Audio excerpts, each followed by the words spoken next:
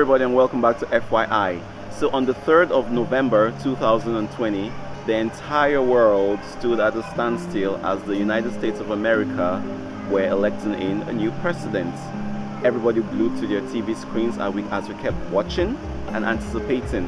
Various people had various hopes and intentions, hoping that the person they were rooting for was going to emerge as the next president of the United States of America. Finally, after over 1 week, we finally knew who was going to be given the next ticket: Joe Biden. Congratulations to him.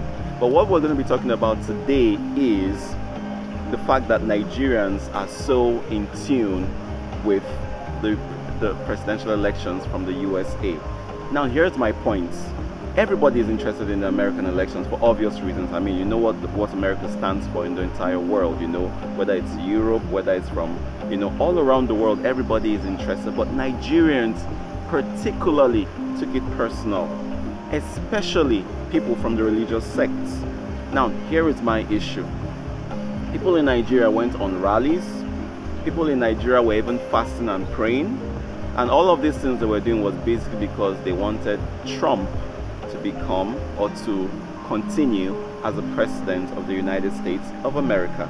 Now, my problem with this is, you want Trump to be, you know, continue as the president of the United States, but what is your reasons other than religious sentiments?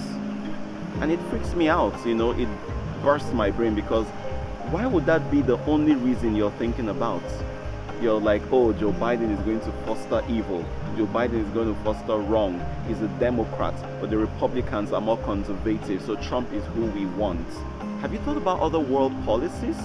Have you thought about other concepts and, you know, and inclinations that could affect you, you know, or maybe your loved one? Because Nigerians are amongst the highest rates of immigrants who are in the United States of America. Have you thought of the fact that this man being there might not be the best thing for them? Or whatever else the reason might be, tell me something else that is not predicated on just religion or religious sentiments. There's over 1,000 religions in the world, and then some of us just feel that our religion is like paramount, and it doesn't make any sense. It doesn't make any sense. So where is the place of intelligence?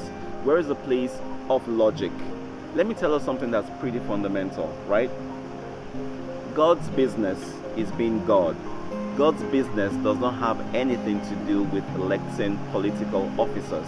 I mean, there's over 7 billion people in the world. I would like to think that God is a little bit too busy doing other things and thinking about who the next president of America is going to be. To be very honest, if you ask me, I would say that.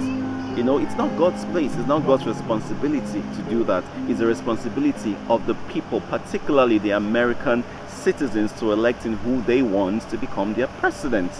So away with all the, you know, shenanigans, away with all the dramatics, away with all the, oh well, let's pray, let's fast, really, as a Nigerian, how much have you prayed and fasted for your nation? Well, you're praying and fasting because you want Trump to be back into the White House, because you feel Joe Biden is the next Antichrist or something. Whether Joe Biden is the next Antichrist or something, if the Antichrist is going to come, he will come regardless of who the next president of the United States would be.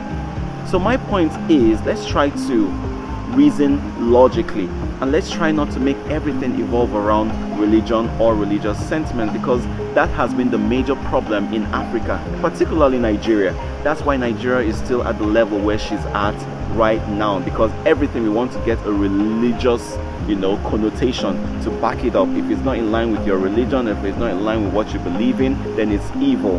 Come on, it doesn't make any sense to me. You know, so let this be food for thought, you know, to everybody out there listening to me, particularly every Nigerian who is listening to me. Let's try to reason intelligently. God gave us brains for a reason. Everything does not need to revolve around a religion, because for the most part, it doesn't really count. God has done his part. Let's leave God out of the picture. It has nothing to do with him. I'm sure when he hears all those shouts and everything, he'll just be like, oh, these my children. Could they take a chill pill or two? Trust me, I really feel that that's how it is. Okay? The Holy Book also tells us, give unto Caesar what belongs to Caesar. So let's allow, you know, the systems to run the way it's supposed to run. Give unto God what is duly God's. Give unto Caesar what belongs to Caesar. And it's as simple as that. If we do all of these things, I can guarantee you that we will have a very progressive Nigeria.